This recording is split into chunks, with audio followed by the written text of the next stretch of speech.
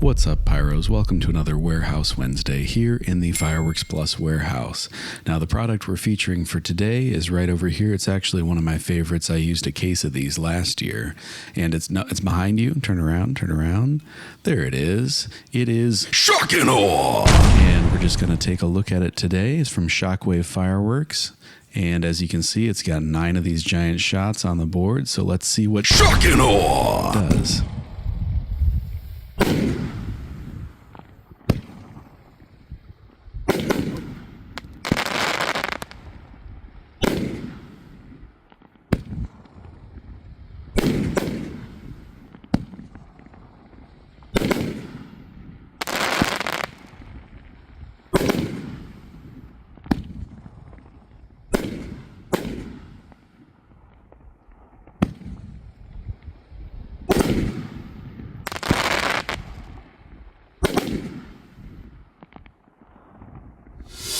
Those double breaks are awesome. What's your favorite part of Shock and Awe?